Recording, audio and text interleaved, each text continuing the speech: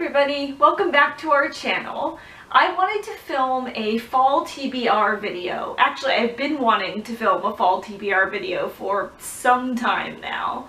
But it is September 24th at this point, and maybe you can tell by that date that the filming of this video and the TBR associated with it have fully gotten away from me at this point. I am no longer in control of what is happening here.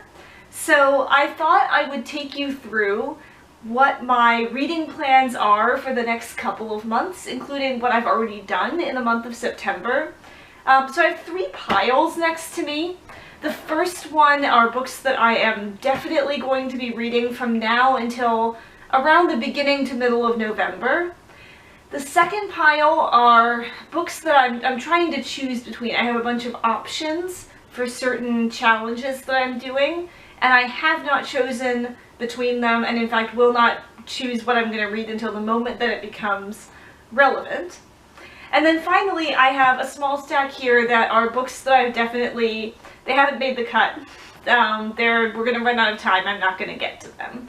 But I still wanted to share them with you because they're really good reads that I want to recommend to you, and at least one of them is a really good fall book as well. So let's start off strong here with my stack of books that I'm definitely reading. I'll grab them now. This stack actually also includes the book that I already read in the month of September and the one that I'm currently reading. So the first book that I read in the month of September was The Beggar Queen by Lloyd Alexander. And this you probably saw in my summer TBR video, because I mentioned when I was going through my summer reading list that I was planning on rereading this series for the first time in probably over 10 years. This series, the Westmark trilogy, was my favorite middle grade fantasy when I was in middle school. And I said in my Goodreads review, my greatest fear is that I'm going to reread something or watch something again that I loved when I was younger and that it's not going to hold up. Thankfully, that was not true for this. I catapulted straight back into my obsession with these books. They are, if anything, they are better as you get older. There's sort of political intrigue, you've got an adventure. It's not really fantasy in the high fantasy sense of like dragons and magic. There's none of that in it. But they are very much adventure stories about how politics and our sort of status, our class in society influences the experiences that we have. And there's the main character struggles so much with morality in the first book, where he's thinking about, you know, how situations that he's getting into are compromising his morals, but he doesn't really have to get down to like the nitty-gritty where he's forced to make these complicated decisions that might challenge his safe moral standpoint. And then you get to the second book in this series, and he's thrown into the middle of a war where he has to do nothing but that, and it's like he becomes very brutal, so the opposite of who he was. And then this book is the final one in the series, where again he's sort of in proximity to these forces within the government and within the society that are quite powerful, and dealing with an uprising, a usurper coming into the kingdom, and he has to go back and start making more of these complicated choices. It is an amazing series. It's very nuanced. It's written in language that's simple enough for middle grade to really get into it, but also complex and heart-wrenching enough that as an adult in her 30s, I felt like I would just stop and stare at lines for a second and go, oh my gosh, that's really profound. And, I mean, a lot of characters die in these books. Like, they really are, as I described them, Les Miserables for middle grade, and that, you know, hit me just as hard this time as it did when I was younger. But honestly, I cannot recommend this series enough. If you have not read it, go do it. You won't regret it. They're so good. So then the next book that I had on my list, well, it wasn't the next book I had on my list. I had two others that are, one is in the discard pile now, one is in the maybes pile, but I had to skip over those, and I have this book on my TBR next. Finally getting to this. I said it was going to be on my June TBR, my July TBR, my August TBR, and finally now in September I'm reading it. I chose this book for the Hello Autumn readathon that Sarah's Reading Nook, Abigail's Cup of Tea, and a couple of other YouTubers, booktubers were doing. So I started it last week for that readathon, but I'm still working on it. I'm about halfway through at this point. And it is good. I don't know that I'm going to ultimately land on a rating higher than maybe a 3.75, but it is a good book and I am enjoying it. There are aspects of the main character that are annoying me, and I can't say any more without venturing into spoilers. So this book I also described in my summer TBR. I won't go into too much more detail about it because you've already heard that description, but it's a very sweet book and I'm glad that I'm reading it. I just don't know if after my love of the previous middle grade series being reignited, I don't know if maybe a young adult romance was the right transition book out of that. So it might be that I would feel differently about it if I had read something else before it. The next thing that I think I'm going to read is Mr. Impossible by Maggie Stiefvater. You guys know this was on my January TBR, and I also started reading it technically last year in September or October. And I was trying to read it while I was doing silent reading with my classes that I teach, so I wasn't really paying attention. I got about 150 pages into the book and then I had to stop because I realized I wasn't absorbing anything from it. So the final book in this series, Grey Warren, is coming out on October 18th. So I know that I need to read this so that I'm ready when that book shows up on my doorstep in mid-October. And so the other two books that are on my definitely reading TBR are Grey Warren, the final book in this series, and then also A Restless Truth by Freya Marsk, which is the second book in the series that began with A Marvelous Light, which I also read in January. So those sequels are both coming out within about 2 or 3 weeks of each other. I have them both pre-ordered, and my aim is to read them the second they show up at my door. Grey Warren on October 18th, A Restless Truth on November 1st. A Restless Truth is as far ahead as I've planned on my official TBR. I don't know what the rest of November and December is going to look like, but I wanted to make sure that those were on there and that I'm filling in the gaps with other books from there. I feel like the light is getting darker as I film this. This is what I get for deciding to film at like almost sunset. But I really wanted to get this video made, and so it was, again, getting out of my hands. Okay, those are the definites, and it's kind of a good thing that I waited to film this video, because my TBR changed drastically sometime around last weekend. My aim was actually to do a readathon called the Inner Child Readathon this month, which some of the books I've already mentioned count for that, as well as some of the ones that I've discarded. And I am kind of doing it, but my idea was I would do that readathon. I would try to read a whole bunch of books. I think there are 4 or 5 books on my TBR. And then I was going to slow down for the month of October, all the way through the end of the year. And it was just going to be Mr. Impossible, Grey Warren, and maybe one other book if I was really ambitious in October. And then A Restless Truth and maybe one other book in November.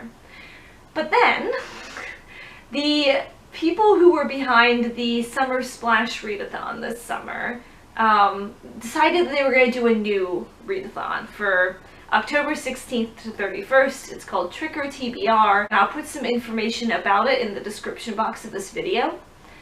And basically, it's another bingo card style readathon where you have a bunch of book prompts and a bunch of activity prompts. It is a little smaller in scale than the Summer Splash readathon. I think there's only 9 or 12, I'm not sure which one, 9 or 12 prompts rather than, what was it, 25 or however many it was in Summer Splash. And I'm only intending to read 2 books for that, but it did mean adding an additional book to my TBR. So I haven't decided, other than Grey Warren, which fits the prompt for that readathon of a book with supernatural elements. Other than that, I have no idea which book I'm going to choose for which prompt, or even which prompt is going to be the one that I go for. So I have 2 options, actually, for each of the prompts. And I'll show them to you, and you can tell me in the comments what you think I should read. The first prompt that is on the card is a book with orange on the cover. And I have two options for that. The first one is one that I was going to read for the Inner Child Readathon, but I clearly am not going to have time. And that is I Kill the Mockingbird by Paul Acampora. This book looks really funny. It's only 175 pages long. I found this in the school library where I work while I was shelving books. It is about a bunch of 8th grade book nerds who decide they want to drum up interest for the book To Kill a Mockingbird by Harper Lee by strategically engineering like a book ban almost. So they sort of hide or get rid of all of the copies of it in like the bookshop, and then they start this viral internet campaign drawing attention to the fact that the book isn't there. And I think from what I understand of the summary, it just gets way out of hand, but it looks like it's going to be funny as well as just an interesting subject. So I'm very interested in this. This is probably going to be the one that I choose, but I did also go to a local used bookstore earlier this week, and I was just looking for an interesting book with orange on the cover so that I had an alternative for this. And I found one that sort of fits a particular niche of mine, which is that I love going into used bookstores and finding the most random, obscure science fiction or fantasy book that I can find that looks interesting to me. And the one I found was this one. I don't know if you can see it, the camera's a little bit further away. It's called The Outcasts of Heaven Belt. Sorry, I couldn't even see the title for a second. The Outcasts of Heaven Belt by Joan D. Vinge. I've never heard of this book. I've never heard of this author.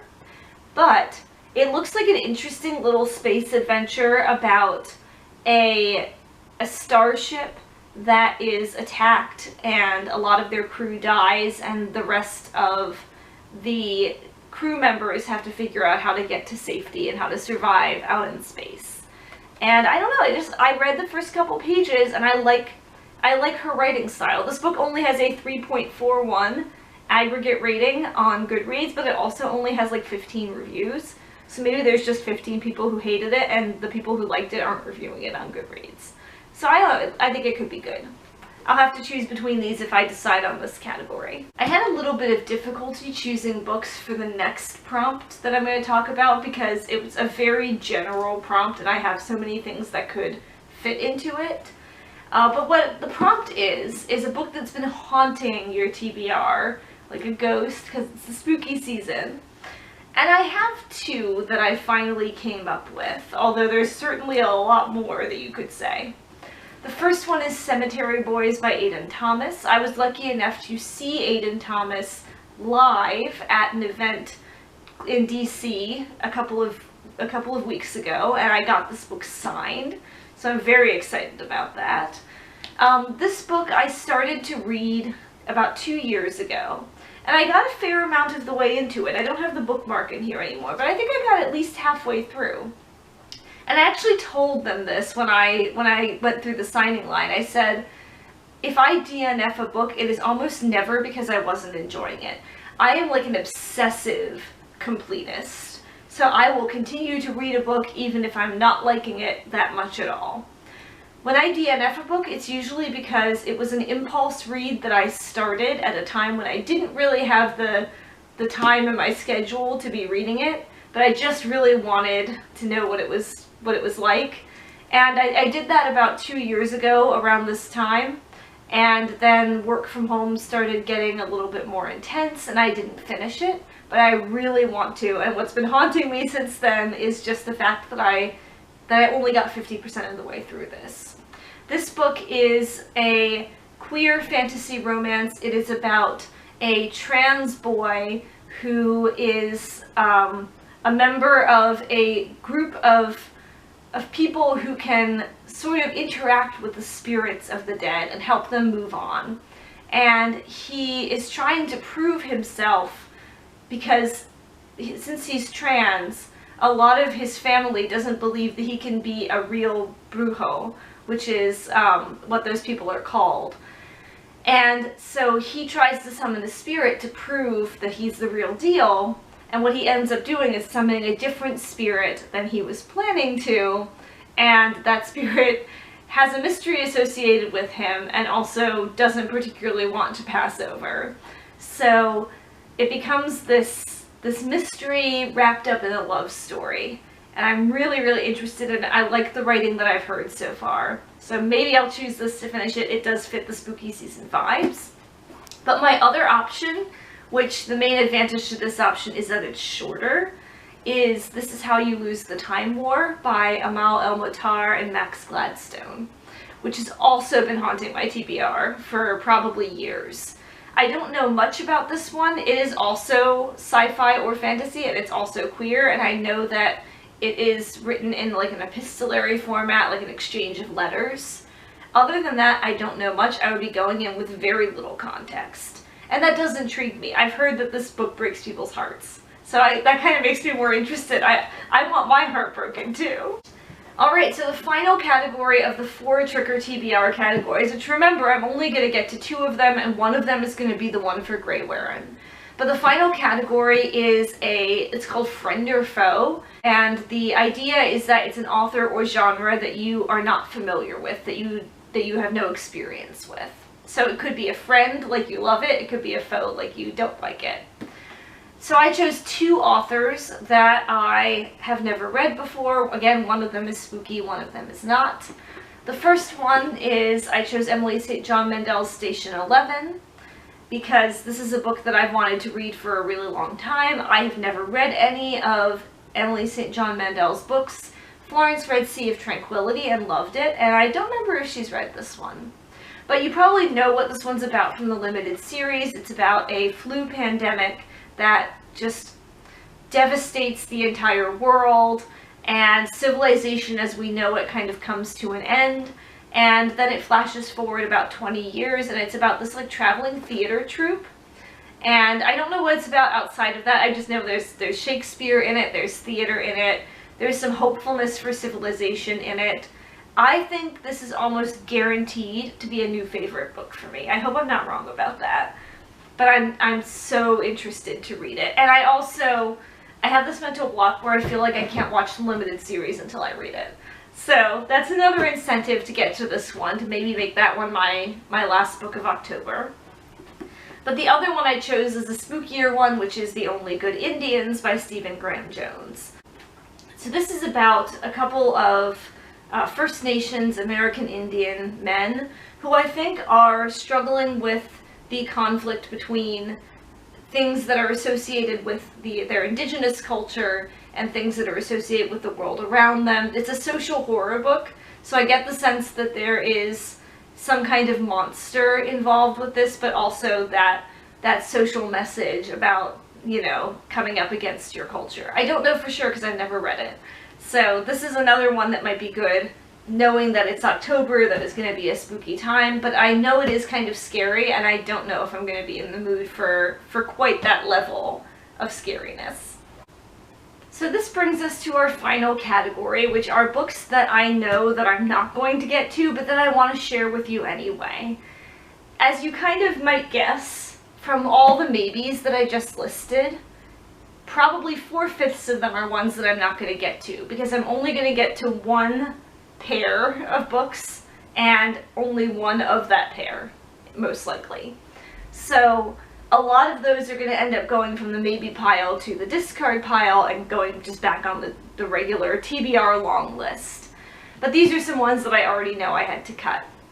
For the Inner Child Readathon, there was a category about like a page-to-screen adaptation that was a middle grade or young adult, and there were 2 that I chose for that. The first one was The Giver, which I read when I was in middle school. It changed my life. It changed my view on symbolism. It broadened my entire worldview when I was in middle school, and of course this one also is a tearjerker. It breaks your heart. So this book is about a sort of semi-utopian society. It's supposed to be a utopia, and it is sort of set apart from the world that we would recognize. They've created this supposedly perfect society where people don't feel strong emotions like rage or love. Those emotions are considered obsolete.